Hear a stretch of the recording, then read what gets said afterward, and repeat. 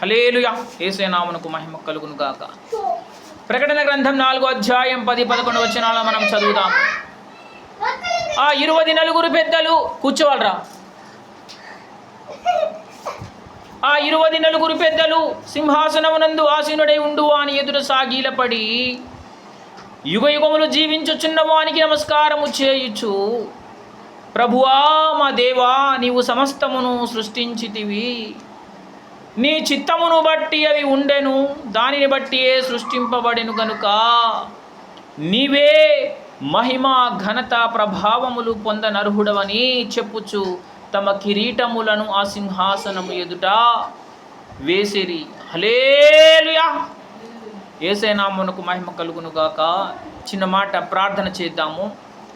స్తోత్రం ప్రభువా, కృప కలిగిన మా తండ్రి, మా కన్న తండ్రి, పరిశుద్ధుడవైన దేవా, యేసయ్యా నీకు స్తోత్రం చెల్లిస్తూ ఉన్నాం. సర్వశక్తి మంత్రమైన పరిశుద్ధాత్మ దేవ, మా గురువుగా, బోధకుడిగా, నాయకుడిగా మీరు దిగి వచ్చి చదువబడిన లేఖన భాగము ద్వారా మీరు మాతో మాట్లాడి మమ్మల్ని దర్శించి మీ వాక్య ఉదక స్నానము చేత మమ్మలను పరిశుద్ధపరిచి తోడుగా ఉండి నడిపించమని అనంతుడైన యేసయ్య నామములో అడిగి వేడుకొనుచున్నాము తండ్రి. ఆమేన్. హల్లెలూయా. యేసయ్య నామమునకు మహిమ కలుగును గాక. బైబిల్ గ్రంథము ఈ లేఖనము ద్వారా మనతో ఒక విషయమును 3 ముక్కలు, ఒక విషయమును గూర్చి 3 ముక్కలుగా చెబుతూ ఉన్నది అన్నమాట. ఈ లేఖనము ద్వారా దేవుడు మనతో మాట్లాడుతూ ఉన్నాడు. 3 ముక్కలు చెబుతున్నాడు దేవుడు దీని ద్వారా. ఈ 3 ముక్కలు స్టడీ చేసి మనము తర్వాతి కార్యక్రమంలో ముందుకు సాగుదాము. మనం చదివిన లేఖన భాగం ఏమని చెబుతోంది? ఆ 24 పెద్దలు సింహాసనమునందు ఆసీనుడై ఉండువాని ఎదుట సాగిలపడి యుగ యుగములు జీవించుచున్న వానికి నమస్కారము చేయుచు. ఇది ఒక ముక్క అన్నమాట. ఎప్పుడు జీవిస్తున్నాడు దేవుడు? యుగ యుగములు జీవించుచున్నాడు. అందుకే ఈ ముక్క అవసరం అన్నమాట మనకు. రెండవ ముక్క చూద్దాము. నమస్కారము చేయుచు, ప్రభువా మా దేవా, నీవు సమస్తమును సృష్టించితివి, నీ చిత్తమును బట్టి అవి ఉండెను, దానిని బట్టి సృష్టింపబడెను. ఇది రెండవ ముక్క. సృష్టి అన్నమాట. భగవంతుడు ఏమి చేశాడయ్యా అంటే సృష్టిని చేశాడు. భగవంతునికి ఉన్న పేరు సృష్టికారకుడు, స్థితికారకుడు, లయకారకుడు అన్నమాట. సృష్టి చేశాడు. ఇది రెండవ ముక్క మనము స్టడీ చేద్దాం. ఇక మూడవదిగా ఏం చేయాలట? ఆయన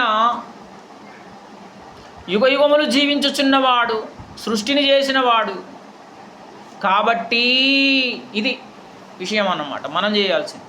అవి 2 దేవుని లక్షణాలు, 2 ముక్కలు దేవుని లక్షణాలు కాబట్టి ఇది మన లక్షణం అన్నమాట. విశ్వాసికి, పరిశుద్ధుడికి, క్రైస్తవుడికి ఉండవలసిన లక్షణం. కాబట్టి గనుక నీవే మహిమ ఘనత ప్రభావములు పొందనర్హుడవని చెప్పొచ్చు. తమ కిరీటములను ఆ సింహాసనము ఎదుట వేసిరి, అనగా విధేయత చూపించారు అన్నమాట. అక్కడ ఉన్న దూతలు దేవునికి విధేయత చూపించారు.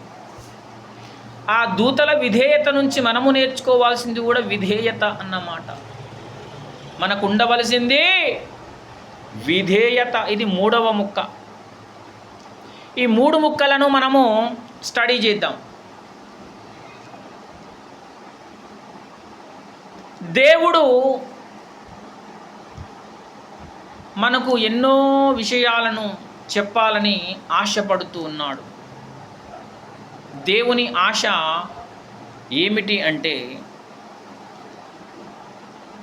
మనము ఆయనను ప్రేమించాలి, ఆయన మనలను ప్రేమిస్తున్నాడు. దేవుని ఆశ మనం ప్రేమించాలి ఆయనను. అందుకే పేతురును యేసయ్య అడిగాడు అనమాట. 3 మార్లు అడిగాడు. ఏమని అడిగాడు? పేతురు, నీవు నన్ను ప్రేమించుచున్నావా? అవును ప్రభువా, నేను నిన్ను ప్రేమిస్తున్నాను అన్నాడు పేతురు భక్తుడు. మనము యేసయ్యను ప్రేమించాలి. మనము చదివిన వాక్య భాగములో ఒక ముక్క ఏమిటంటే యుగ యుగములు జీవించుచున్నవాడు.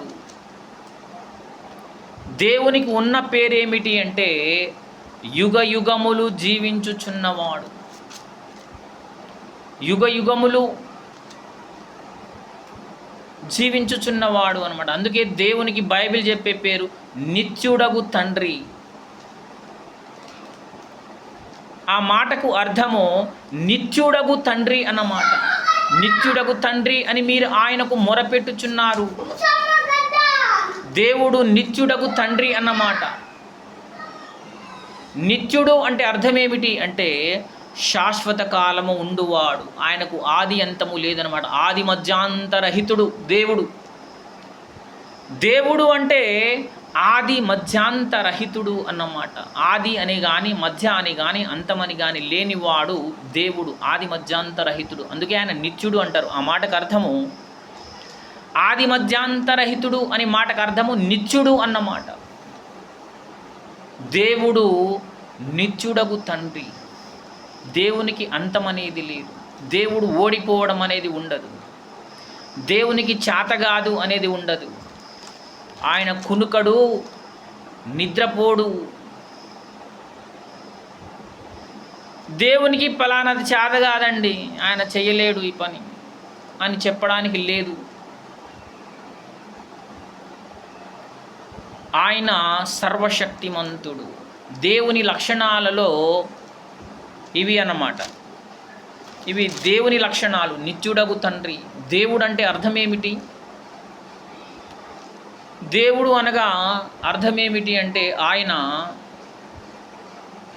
సర్వాధికారి, సర్వశక్తిమంతుడు, అనంతుడు, ఆది మధ్యాంతరహితుడు, ఆల్ఫా ఒమేగా అయినవాడు, సర్వ జగద్రక్షకుడు, సృష్టి స్థితి లయకారకుడు అన్నమాట దేవుడు.